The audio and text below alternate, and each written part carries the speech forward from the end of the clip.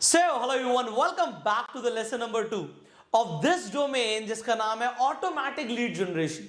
अब automatically Leeds आप generate करने वाले हो, बट उससे पहले मैं आपको एक ऐसी स्ट्रैटेजी का डिफरेंस बताने वाला हूं जो अगर आपने आज जान लिया तो आपको फ्यूचर तक उसका बेनिफिट मिलने वाला है।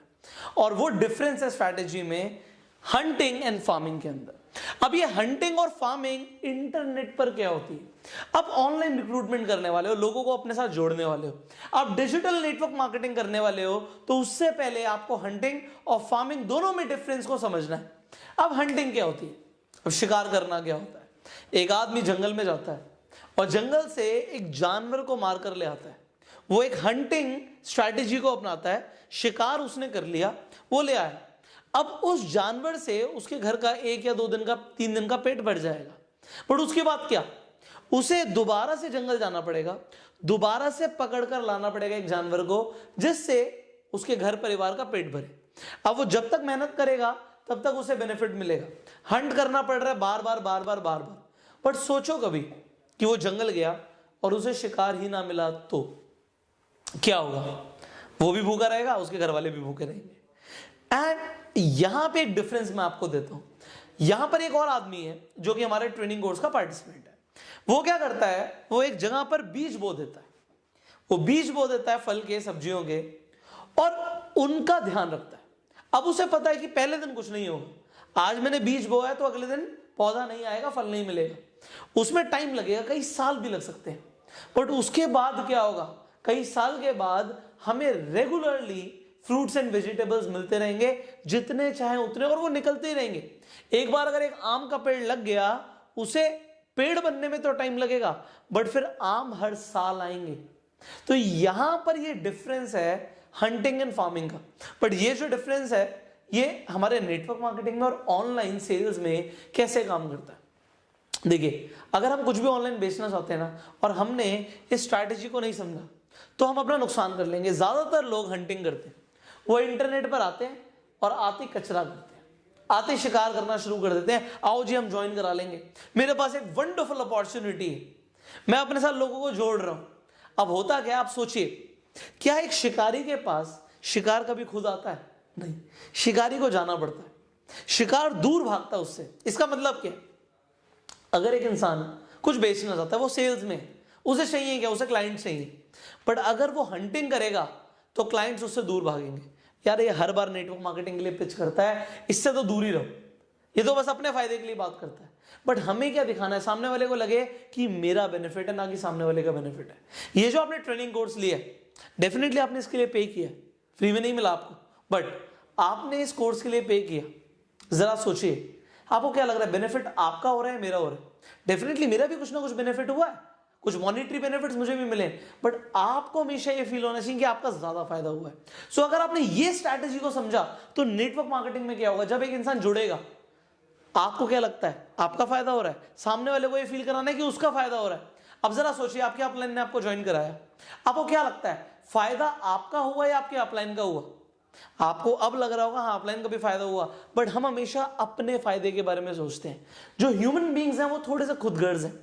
तो यहां पे ये स्ट्रैटेजी आपको समझनी है कि इंटरनेट पे जब हम आ रहे हैं तो हमें वन टाइम प्रॉफिट पर ध्यान नहीं देना, हमें लाइफ टाइम प्रॉफिट पर ध्यान देना है। इंटरनेट पे आप बाहर जो मर्जी कीजिए, बट इंटरनेट का जरा ध्यान रखिएगा, आपको रायता नहीं फैलाना। वन टाइम प्रॉफिट में क्या है कि लोग हंटिंग करने लग जाते हैं, आते वो पिच करने लग जाते हैं। सो यहां पे मैंने आपको स्ट्रैटेजी दी है, do not pitch anything too fast. आते ही पिच मत करो, कम से कम आपको जो मैंने बताया था 3:1 का रेशियो, कि कम से कम 3 बार वैल्यू दो तो एक बार आप कुछ पिच कर सकते हो, वो भी आते ही नहीं करनी।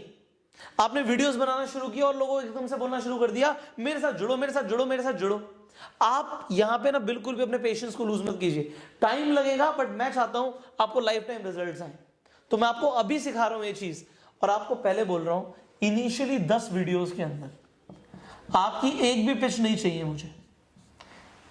इनिशियली जो 10 वीडियोस जाएंगी उसमें एक भी पिच नहीं चाहिए मुझे आपकी। पिच मतलब आपने बोला, कोई वीडियो बनाई, किसी टॉपिक के ऊपर बनाई, वैल्यू दी, और उसके बाद बोला मेरे साथ जुड़ जाओ।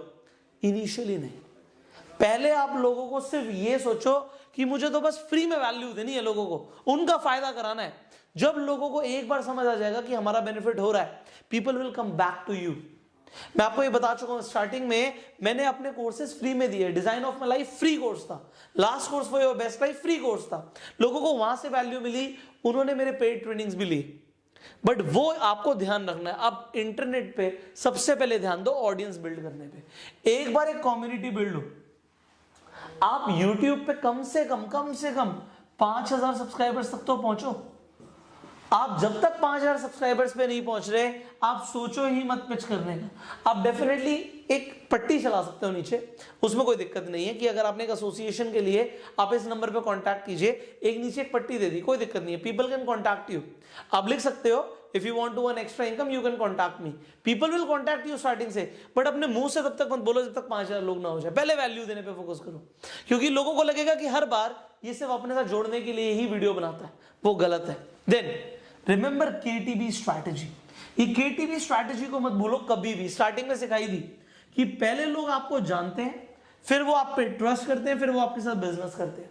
तो क्या लोग आपको जान रहे हैं, यहां पे सबसे पहले समझना है। First people will know about you, आप हो कौन, आपको जानता कौन है, फिर वो आप पे ट्रस्ट करेंगे क्योंकि आपने वैल्यू दी है।